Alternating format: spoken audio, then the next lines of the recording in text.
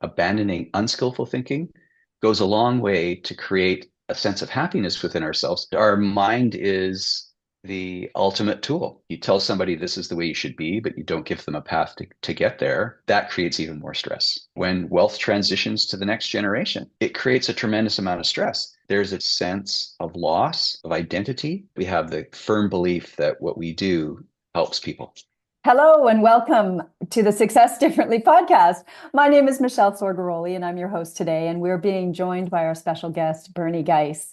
Bernie is the founder, co-owner, and advisor of Cove Continuity Advisors. Now, his role, or his passion, if you will, for insurance actually started in 1987 when Bernie had the realization that he enjoyed helping people around difficult topics that felt real and meaningful to him. But by 1990, just a few years later, Bernie realized that he wanted to do things a little differently. He wasn't getting the fulfillment and he wasn't able to serve clients in the way that he wanted. So that's when he founded Cove. And Cove at the time was founded to become an activator of change and transformation. And he wanted to create a space to breathe by doing insurance right when the unimaginable strikes. In his spare time, Bernie can be found doing mountain biking. He is an ultra trail runner. I almost said marathon, Bernie. You can correct me on that if I'm wrong. And he's a mindfulness and meditation practitioner and an absolute delight and a warm and generous spirit. And I'm so excited about the conversation we're about to have. Thank you for joining us today, Bernie. Well, thank you, Michèle. It's an absolute pleasure being here. Isn't this just a treat? All righty. So space to breathe. This is, space to breathe in everything we do. It's right there in your background. It's probably a good place to start. From 1987, you were already thinking about mindful business and mindful service and real and meaningful topics. What is space to breathe? Do you want to share a little bit about that with us? Well, let me go way back. So many, many, many years ago, I discovered meditation, and meditation helped me overcome an injury and to deal with pain. And the interesting thing is that the focus is on our breath. Yeah. And focusing on our breath literally is a way to get to a place where pain doesn't touch you in terms of your mind. And I thought, wow, this is amazing. And then I started thinking about, well, what is space to breathe for the rest of my life in terms of activities, etc. And thought, okay, space to breathe is any place that I can go, either physically or mentally, where I don't feel stress. And so that became the underpinning of a search that lasted for many, many years to find out more about that. And that led me around the world several times and meeting some very interesting people. Mm-hmm. It's interesting that space to breathe, you said stress and relief from both mind and body, right? Just relief from all of it. Yes. Your travels around the world, how did that impact who you became and how you found insurance and then moved into where you are today? So I went on a quest, as cheesy as that might sound, but I did read Lord of the Rings a long time ago. Um, and I did read a series called by David Eddings, which I absolutely loved. Um, but I knew that in order for me to be really effective in life and to really get something, uh, find a purpose in life, I Mm. needed to find out what made me tick. And so I set off on an adventure and I traveled to find teachers who could provide me with guidance in terms of developing specifically meditation. And so that took me that took me to Australia, to New Zealand, to Southeast Asia, to India, and I dedicated a significant amount of my time to doing that. But I also realized that one of the things that creates space to breathe is just the freedom to be able to do whatever I want. And with that desire to do whatever you want, in other words, not be, to have a boss, to have Mm. people tell me what to do, Mhm. you need financial freedom Mm. in the world. Mhm. So I decided that not only would I continue my quest to develop my mind in order to become a better person and to Mhm. live a better life, but I thought, okay, in order to really do that, I needed to have some independence financially, and that drew me into the insurance world. At the time, I was looking at becoming an investment advisor, a real estate agent, or an insurance advisor. And it was in 1987, and the stock market crash took place. The real estate market was having a little bit of Such trouble. a great time to start. And I thought, okay, well, what's this? What's life insurance about? Because part of the learnings or teachings that I delved into was about facing, what we all fear the most, which is death. And, we deal with it in different ways. But I realized that the financial resources that I could gather from working provided me a certain amount of freedom on a Mm, physical level. Um, and it was very helpful to have that in order to develop the freedom and the knowledge on a mental level. So uh, I thought about life insurance, and I thought, well, this will be talking to people about death and dying. And I felt mm, that I was qualified to do that from a philosophical perspective. And I thought, wow, so I could provide a service to people uh, to provide them with space to breathe on the financial level in the event of a catastrophic event, i.e., a death, and mm, then or a disability or a critical illness. But also, there's there's the there's the space to breathe the that happens when a person receives a life insurance benefit because a loved one passed away. But there's also the space to breathe that's simply owning something that gives you the comfort that mm, you're taking care of loved ones in the event that something happens to you, or taking care of yourself in the event of a disability. mhm. Like, there's a lot of stress if you become disabled and you can't work Yeah, from a financial perspective, let alone dealing with a disability. So I thought this was a perfect fit. Uh, and that's when I decided, okay, well, I'm going to go and try and become an insurance advisor. that's awesome. Yeah, and I think you nailed it in terms of it's being a perfect fit. There's, you talked about teachers for guidance and how that impacted you, the learnings that you had, particularly around death. I'd love to just, can we come back to that? Yes, absolutely. Philosophically, Yes, I'd love for you to share philosophically, what were some of the teachings and learnings that really impacted you and have informed who you've become and who you are today? absolutely. So tell us about, is there a philosophy, when you say philosophically, you're prepared to talk about that? What are some of your feelings around this difficult topic of death and passing? Okay, so if We go if you're really going to run deep. a if you're going to run a marathon, and you want to be successful, and you want to feel like you gave it your best shot, typically you train. So you go out and you run in the morning, you run in the evening, you set a schedule, you have a training program. And so comes time to run the marathon, well, your legs are in shape, your lungs are in shape, your heart's in shape, and you Mm-hmm. go out and you can succeed in running a marathon, which Mm-hmm. is not an easy feat for the average Joe or Jane, whichever way you want to look at it. So um, then there is the idea that if you want to become good at um, a skill, you want to become a musician. Well, it requires practice. And initially, there's probably a lot of frustration or failure because your fingers don't work. I can speak from experience.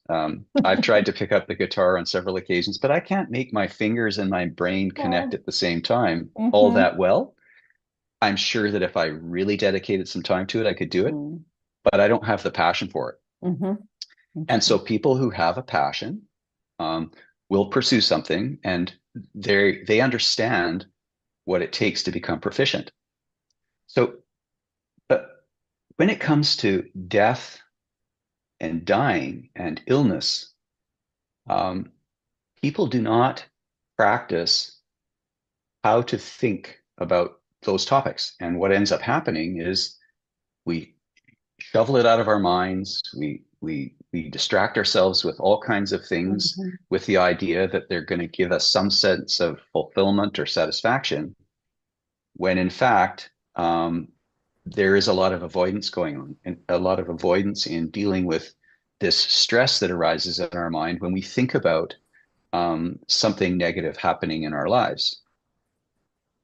So the meditation practice that I've studied and that I practice is really about um, focusing on our breath Mm.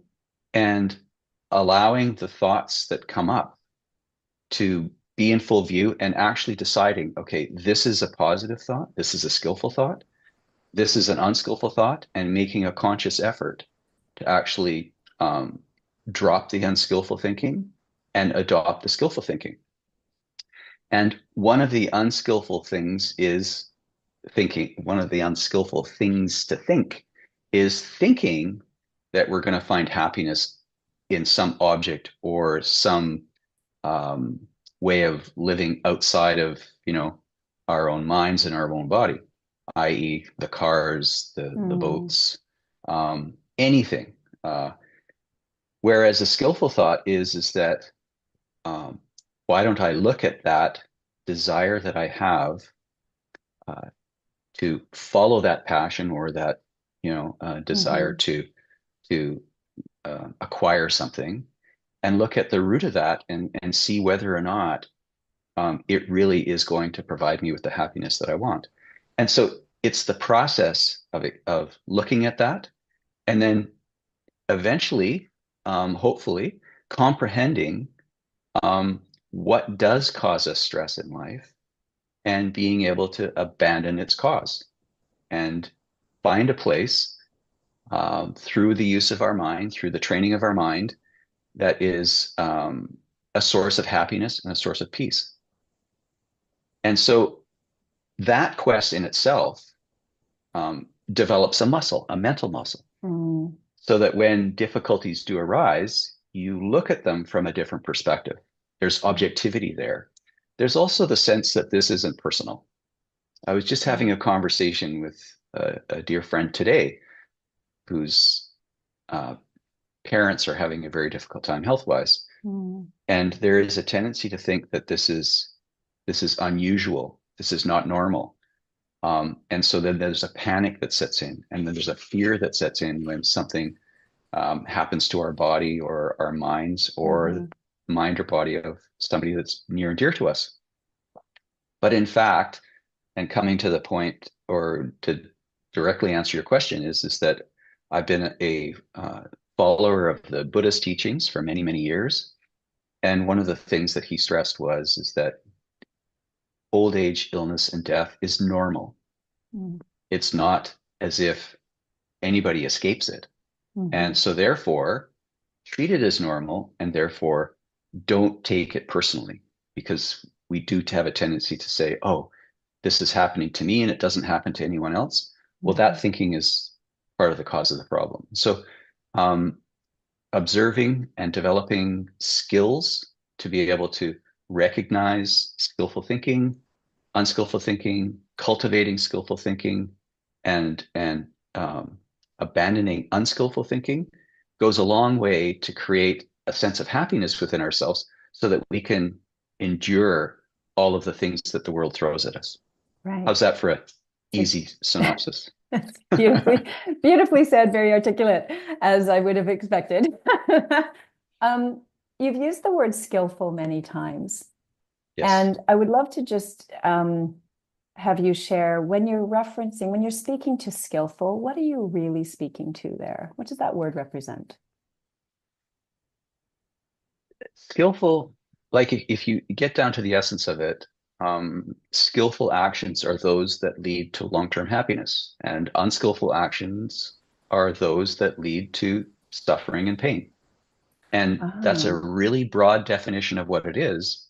But if you examine every thought, every action in those lights, you start to be able to choose, well, which ones bring me happiness and which ones bring me pain and suffering. mm, And at that point, um, if you can become skillful at making that observation, you can become skillful Right. at choosing the options that will serve you the best. Skill represents, an ability, a proficiency to do something in the same way that Yeah. an archer develops the skill of archery.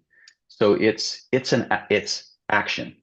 Right. Um, it's positive action versus negative action. So Hmm. the terminology I like, and I didn't invent it by any stretch of the imagination, is that skillful represents the ability to develop something. You develop a skill, and unskillful is something that you can choose not to develop or drop or Hmm. abandon. Hmm. So interesting, this idea of skillful thinking. You're really speaking to when we have skill and we develop our skill. Um, I would imagine most of us are developing skills to create positive outcomes or a good result or something. So there's a positive thing on the other side that we're aiming Yes. for and striving for. So when we, interestingly, when we think about skillful thinking, you're essentially talking, um, what I'm hearing is that the brain is a tool, Yes. right? It's a tool that we can develop and train and hone to create more positive outcomes, ultimately happiness and freedom is what I'm hearing. Is that accurate? Yes, correct. And our mind is the ultimate tool. Right. Yeah. And so if we can develop the skillful use of that tool, then we can really figure out what Mm. actions we can undertake that will bring a positive outcome. So it's the skill at the root of all other skills. There you go. The skill. Well, you spoke to skill, training and practice. And the other one you said was passion. And I thought it was very interesting how you nuanced here with speaking about the guitar, you didn't have a passion for it. Yes, you could have learned with a lot of training and practice and commitment to the craft, if you will. But without the passion, it doesn't have the same energy behind it, does it? Absolutely. And passion is an interesting word. It can be used as the justification for engaging in some activity, but the passion doesn't determine whether or not that's a skillful or unskillful activity. Mm, So I could say I don't have the passion because I don't believe that developing that skill will ultimately bring me any lasting sense of happiness. mhm. So therefore, the passion disappears. So on the other hand, passion is desire.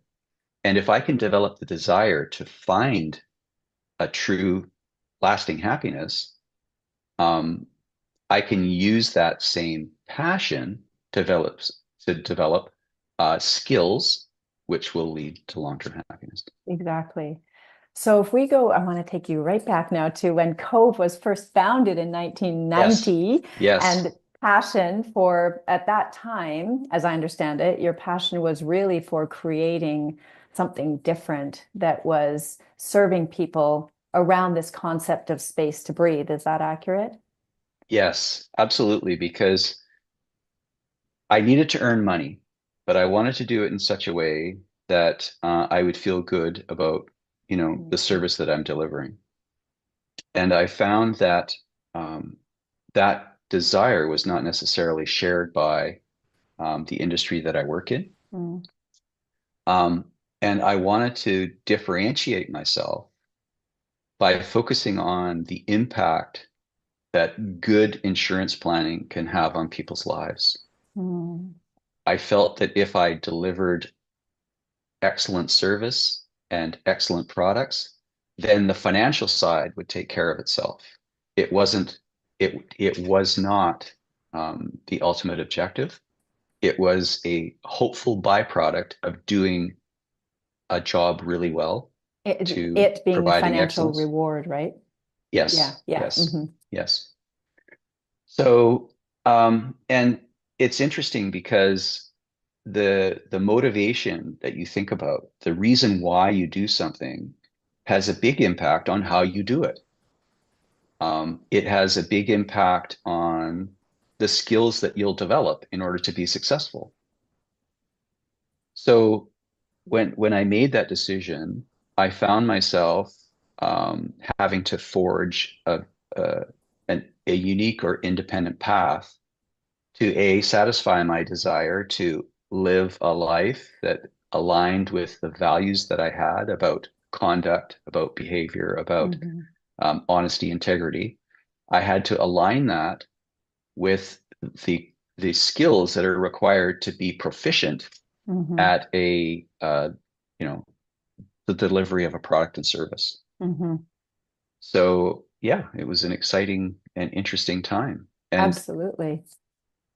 in the same way that I started out uh, to develop or find a profession that would allow me financial freedom, everybody will probably understand this, but the less financial freedom you have, the less risk you're willing to take in order to do things differently because of the fear of failure Mhm. and the potential um, lack of financial reward, and therefore the additional stress of having to meet, the normal needs of daily living and Mhm. pay the bills and things like that. So what I found exciting was as I developed my skills in the insurance space, as I became more proficient and I earned more money, I was able to focus more and more on doing things the way I wanted to do them and take the risks that I felt I Mhm. needed to take in order to test my theories, to Mhm. test my approach. Absolutely. That's so true. So, looking back to then and looking forward to now, what could you have imagined then that Cove would look like it looks today, 30 some odd years later? Well, no, I couldn't because I never met Michèle Soregaroli until 2013. And so even with my level of commitment and desire to do things differently, I still found myself doing things in a very similar way that everybody else does things. And in the same way that I have always valued teachers. Mm. Um, you can meditate on a hillside in a cave, um, but you need human interaction in order to really develop. There's nothing better than having a live teacher to interact with, Mm. to be an example, to ask questions of, and in order to provide feedback and to provide learnings. So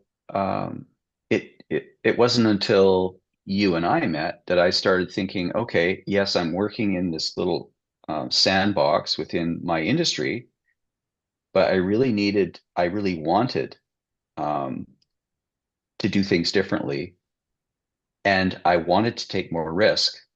Uh, but it's not always easy doing it on your own. So Mhm. the working with a coach, I advise, I'd done it for many years, even before you and I met, and I valued it.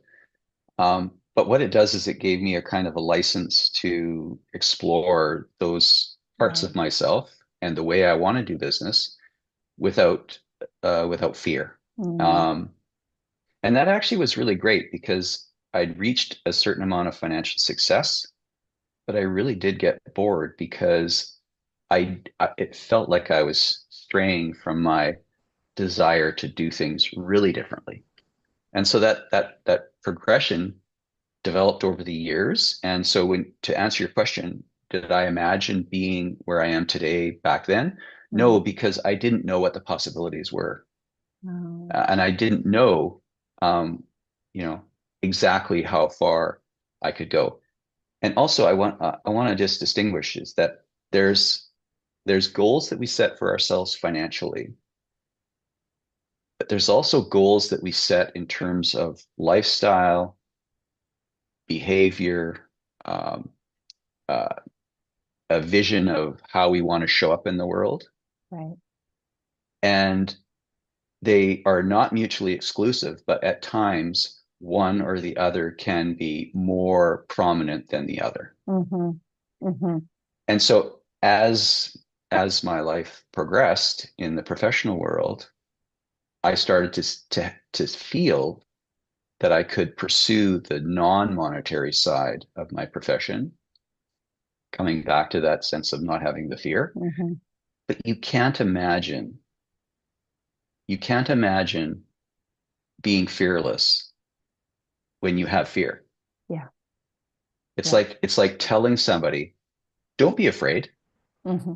What does that mean? Like Yeah, when you tell exactly. somebody not to be afraid. Yeah. Um, it's different if you say to somebody, look, take a breath, just sit and watch what's going on. Hmm. That might reduce the fear, the stress, but it's providing people with instruction on how to do it, Hmm.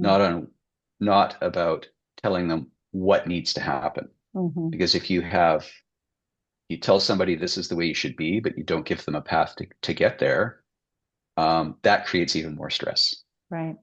Well, that's really speaking to, to your point, um, taking risks and not feeling comfortable with what's on the other side can be really tricky, can be really challenging. And if we don't Yes. know what's on the other side, that risk, the willingness and the ability to take the risk, it can be it can be within us, but we benefit from having someone support the journey, right? And this is coming back to you and your work with what you do now. You've developed, you talked about a path forward. And you've got, is it the eightfold path that you follow? And you've got a commitment to the seventh generation plan. So and as we look at these different models in your business, Bernie, what do you think has changed? We did our work together around differentiating and whatnot. What changed specifically for you that allowed you to serve clients even more effectively as a result of the risks that you took and the discoveries you had? Okay, so just one little correction. The Eightfold Path is a teaching of the Buddha. Mm-hmm. We have what we call the right way path. The right way path. There it is. Um, and so one of the things that really helped in this process was trying to depersonalize my journey.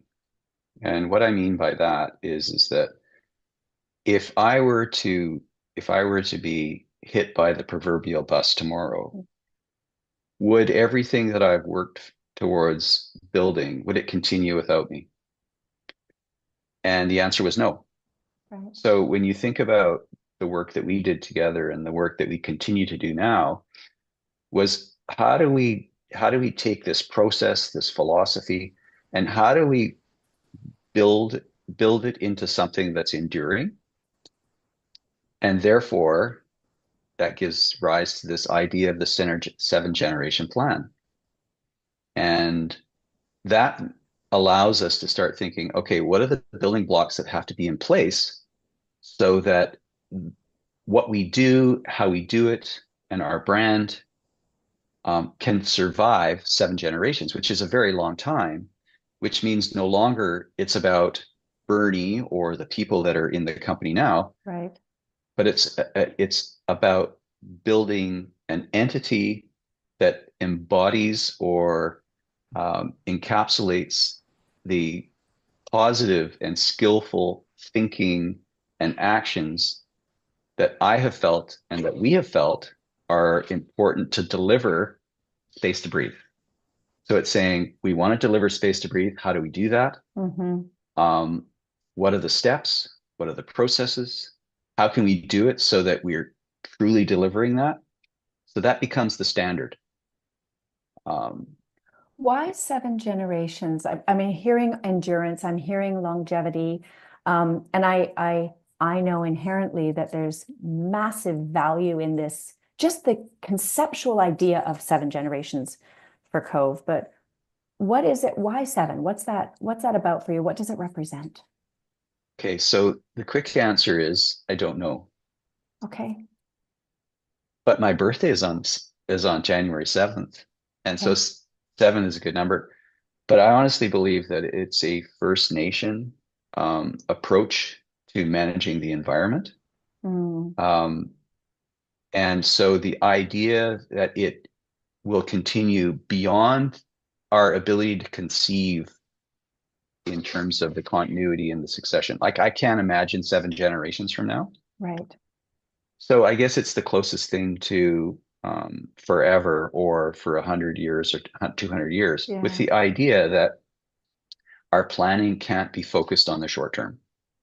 Yeah, The exactly. And I I think, yeah, exact that's what I'm hearing, right? It's if you're thinking 7 generations out, you're certainly not thinking to the end of the week or exactly even or the to quarter.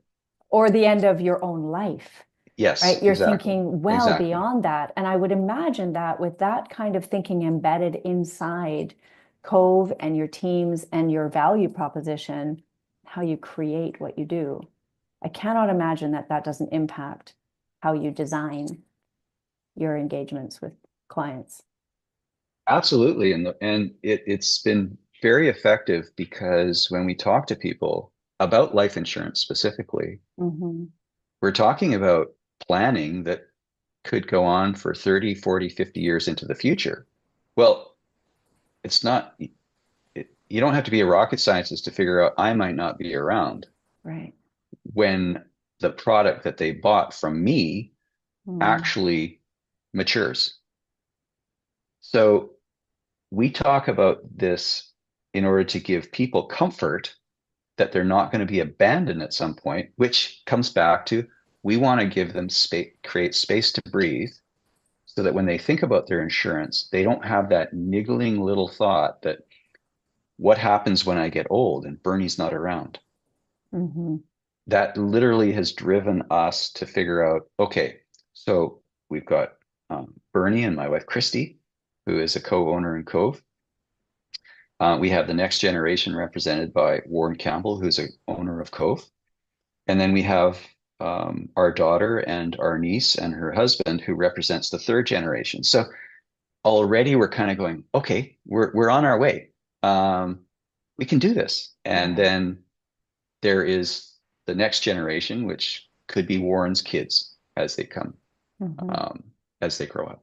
How does that So, feel for you as the founder, starting Cove in 1990 and seeing where you are now? well, I don't. I actually was just thinking about that recently, and the evolution of Cove has depersonalized it for me. It's Mm. no longer my baby. It's no, Mm. Cove is no longer just me. And so I have a great sense of satisfaction in knowing that I can actually move on out of Cove and I'm not Mm-hmm. letting anybody down. So Mm. that in turn creates a huge amount of space to breathe for me I can hear that. because because the families and the people that we work with face those same issues. What Yeah. happens when the founder passes away? What happens Right. when wealth transitions to the next generation? It creates a tremendous amount of stress. And what I've found is that a lot of people don't want to talk about it. They Uh, don't know how to talk about it. So this experiment, this 7 generation plan for Cove, is really a way for us to demonstrate that it's possible. Yet it's very self-serving in that it provides us with a path to walk on to allow us to develop space to breathe and to provide confidence to our clients that we walk our talk. And mhm. therefore, we are reliable resources to ask these questions of. How Right. do they create a 7 generation plan? How Mm-hmm. do they create space to breathe in through their planning? And so it's like it's Mm-hmm. self-perpetuating in Mm-hmm. many ways. Absolutely. And we can hear right from the beginning space to breathe, although that may not have been the expression that you used, but most of us will say, I just need some space to breathe. It's such a Yes, common yes, expression. So yes, it's threading through your whole story. yes, And everywhere you looked, it was about the space to breathe, to create the kind of access to happiness through the freedom that was available because there's no stress, et cetera, right? This yes. whole thread. Um, you made a comment really, really early on that I kind of wanted to come back to. You had a giggle about it. You said, "Yes, I've read Lord of the Rings." And I feel like that has some relevance somewhere in here. So I would love just to touch on that and find out, why did you bring that particular story up? Well, Joseph Campbell, spent a lot of time talking about the quest and Mm, what those stages of the quest were. And the most commonly known one is Lord of the Rings. Like okay. I read it back in the, 70s, um, when before it became a movie, and then a lot of people saw the movie, so they understand the concept of a quest. Ah, You strike out to discover the world, to find yourself, to challenge yourself, and then you come back with a different perspective, and mm-hmm. then you spend your time trying to apply what you've learned into that world that you come back to. So I just use that because it is a common. A lot of people will relate to it, and um, I felt in retrospect that in many ways that's what I was doing. I was going out to challenge myself. I was going out to live so that nobody knew who I was. I was in a place where nobody knew where I was, where they didn't know me, and I would have to find my own sense of happiness and my own space to breathe with the limited resources I had, which Mm-hmm. was a pack on my back, which was very small, some sandals, some shorts, and a t-shirt, and a tent and a sleeping bag. And that was it. And back then there was no internet. There were no cell phones. There was telegrams and very expensive long distance phone calls. That's right, exactly. And money So belts. and money belts and traveler's checks. That's Yes, right. that whole world. Not even credit cards. Like No. not for me anyway. Um, yeah. So when I think about my journey, um, in a very small way, I find that these stories capture, the spirit or the sense that I had that I was going off to conquer the world, or more like conquer my own fears, which Mm, is really what it was all about. And I'm just so happy that I was blessed with the opportunity to meet amazing people that truly did transform my life, and that I'm able to somehow bring that back into um, the regular world through our business yeah. and through our interactions with people. Amazing. Yeah, speaking, you're speaking about, thank you for bringing back the word quest. I'm glad I asked because, yes, you were on a quest in your youth and it had a different objective. And then, of course, you started an entrepreneurial journey. That's an entirely new quest, right? A different type of quest, but it has the same parts of the journey in it Oh yeah, yeah, around conquering fears and whatnot. yes. And we do it every day. Mm-hmm. People say challenge yourself. Well, you don't really have to. You're challenged. Like Yeah. you don't have to go looking for the challenge. It's how we can face everyday and normal activities. And you know, that my the beginning of my conscious travels was many years ago. And I think back and I kind of go, okay, that was time well spent. How can I put that wisdom to use? Mm-hmm. And how can I continue to learn? Because above all, your question about, how do I feel about Cove, you know, building this and being part of building it. The reality is that I see how it gains a life of its own and it's no longer mine. And so to learn that that's okay, to Mm, learn that everything that we have, we don't have to grab onto it and think that this is who we are. right. I see it so often with business owners and family founders, entrepreneurs. When that it comes time to give up the reins, Mm, they're in a deep amount of stress. There's a tremendous sense of loss of identity, mm-hmm. and I totally feel for them. And what I feel is a wish that they could find the skills to to learn how to be free of that. Because is that how they want to, live the rest of their life with this idea of emptiness that I built all this. but I no longer control it. And it's no longer technically mine. And especially when we pass on, we're not taking it with us. Mm-hmm. So the idea Mm-hmm. of letting go, which Mm-hmm. is, a very valuable skill in itself, Mm-hmm. Mm-hmm. to be able to let go of those things at the right time so that we can maintain a sense of happiness with the path that we're on Right. versus constantly looking back and saying, that's the way it was. I remember back in the day. And I'm sure that we all know people who live very much in the past, Mm. and there's a lot more. It's true, isn't it? You're really referencing something that's just been, again, a thread through your story. But as we, as you look, you're always looking forward, Bernie. I'm hearing that there's a journey behind you that's supporting you and forming part and informing who you are and who you're becoming. But you're not holding on to that as your identity. You're continuing to create your identity as you move forward and move into that future part of you. And so, I'm curious, do you feel like you're on a quest now, a different quest as you're preparing for Cove to move into 7 generations and getting ready for that change? That's It's not a different quest, it's the same quest, and that is to find a lasting happiness, and to develop the skills of my mind, to be able to be skillful, to make mm, skillful decisions.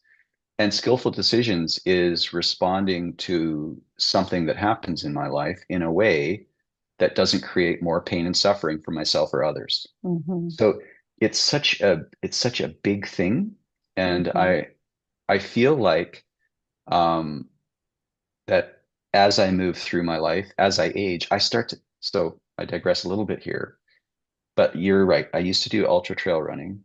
I used to do races. I was never really good at it. I could keep up with the pack. I was, top third or something like that. But um, for me, the success of completing these activities was what I really loved, challenging myself, and also being out in the forest for hours at a time. But when I go and do that now, I see how much I've aged. I oh, see how my capabilities have we changed. feel it differently, don't we? Yes, Sneaks up on um, us. it does. And I could feel sad or disappointed about that, or Mm, I could acknowledge that that's just what happens.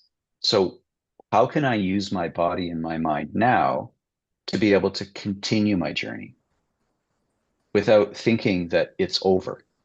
In other words, um, if I, heaven forbid, or let me rephrase that, if I have the unfortunate incident where I can't use my legs, um, I will figure out a way to use my mind mm, to be able to understand and rationalize that that's not who I am.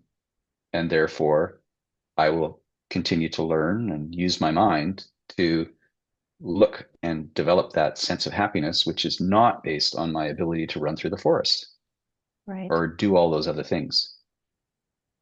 So I think that the inevitable is that, when we're on our deathbed, we're not going to be able to grab onto anything outside of ourselves in order to give ourselves comfort or to find peace. So what are we left with? We're left with our mind. And so the quest is to train that mind to be skillful, even in the very worst Mm, situations and conditions, hmm. Yeah. because that I want to be my legacy, to be able to grow old and to approach death, to have the people that are in my life look and be inspired that it's not something to fear. It's not something that is going to give them a huge amount of stress, which it will anyway. Mm-hmm. But the idea that there is a possibility to live and die differently. Mm-hmm. So I use that as the extreme, but every time we have an upset in our life, it's a little death that we have to Mm-hmm. adjust to. Mm-hmm. So you've been in the death business for your entire lifetime. I I I really believe that that's the Death and case. disability, as they say. Yes. Well, I think, thank you that sharing all of this. You started with freedom to do what we want, leading to happiness, reduction of stress. And as you talk about the journey and essentially just using the tools that we have, our mind being our most powerful, using the tools that we have skillfully. And I really appreciate your drawing out this, what skillful means and how we can train and practice to that as we're on our quest, challenging ourselves to grow and become who we will become in the future, in alignment with what you've really highlighted, over the overarching, I just want to acknowledge this, the overarching thing that I've heard throughout this whole thing is really love and care for others, just wanting others to not experience pain and suffering. And your way of supporting them through that journey is through offering space to breathe. And your tool is life insurance. Yes. Does that resonate? Yes. Yeah, it's beautiful. Yeah. Doing insurance the right way. So Bernie, I have a question for you. As you're thinking about your career and thinking about the clients that you've helped and created space to breathe, is there a particular story that might stand out for you as one that is especially rewarding? Yes, and I was just thinking about it earlier today, and in fact, I was talking about it, and I was talking about it because we had just come to see a family, and we're doing continuity planning for the family, and we were asking the question of, how are you going to handle, um, the continuity of shares if one of your children dies and the shares are to go to the spouse? How do you want that to look? And immediately in my mind, I remember a story about one of our clients um, whose husband had a very unfortunate situation, and he passed away. There was life insurance in place, and it was enough life insurance to allow the spouse to be completely financial independent from the financial affairs of a very large family enterprise. Mm. Because they did not have a good continuity plan in place because of their inability to execute. And what I mean by that is that we had drafted all of the continuity documents, but there was a tremendous reluctance to sign it. And I could go into all the reasons why, but the reality is that the life insurance was put into place in any event, but it just meant that that life insurance was going to provide for the surviving spouse and didn't have anything to do with the business. And it was enough capital to allow her and her kids to live independently for the rest of their lives. And the impact that that had was phenomenal in the sense that her appreciation for not having to get involved in a very messy, complicated family business dynamic was so powerful for her that she was so appreciative because she had to deal with her kids, her young children, dealing with the death of their father. And the idea that she would have to deal with the financial complications related to the family business was overwhelming for her while he was alive, let alone if she was dependent on them in the event of his death. And so to me, that was the ultimate story of creating space to breathe.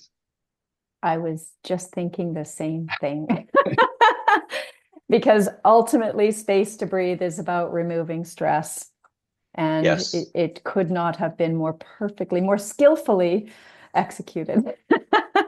Yeah, and in creating that. The reason why I can express that and with the reason why I say that that happened is because she expressed it to me multiple times about how important this was to her. It's not that I look at it and I judge that. It's the feedback that we got, and that has motivated me significantly. And it's actually motivated me to push people to make very difficult decisions with confidence that it actually works.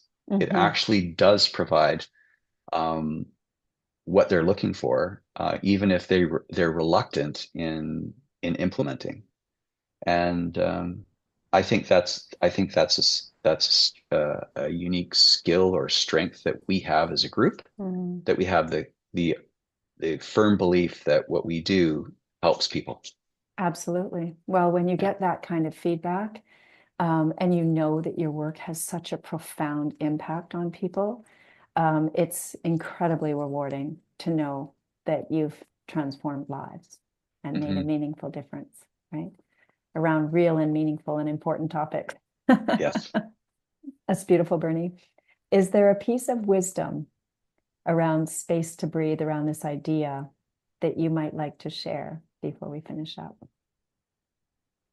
So creating space to breathe is contingent on doing it in an ethical and upstanding way. So financial freedom it does not necessarily create space to breathe. It's how we create that financial freedom. So when we think about space to breathe, what can we do? What are the decisions? What are the skillful decisions Mm, that we can make that are truly skillful in the sense that they don't harm anybody, they don't harm somebody else, they don't harm ourselves, that actually provide us with a sense of relief, lowers our mhm, stress, and allows us an opportunity to continue with a clear conscience. So to mhm, me, the combination of space to breathe and a deep commitment to doing it the right way are the two things that go together that I think will be help a person be successful in no matter what they do. mhm, No compromise. mhm. Don't leave any stones unturned. Exactly. And the right way is really wrapped up in ethical and ethical practices that allow us to look in the mirror and like who we see, so to speak, right? Skillful practices There you go. The that skillful don't cause practices, yourself or other people harm. other people Yes. harm. Beautiful. Well, Yeah. thank you so much. Bernie, for those who are more interested in finding out more about you and learning about Cove and the beautiful work you do, where might they find you? They'll find us at our website at Cove Continuity, or sorry, coveadvisors.com. Everything about us is on that website, and they Mhm. can always feel free to reach out. Be happy to tell our story, and there's a few young people in our company that Mhm. would love to tell the story as well. A few generations. A few generations, yes, and we have at least four more to go. There you go. Well, it has been an absolute delight. And thank you so much for sharing your story and helping us understand a little bit more about having space to breathe and how to create that. Thank you, Bernie. You're very welcome, Michèle. Thank you for the opportunity. Been a delight. See you next time. Bye for now.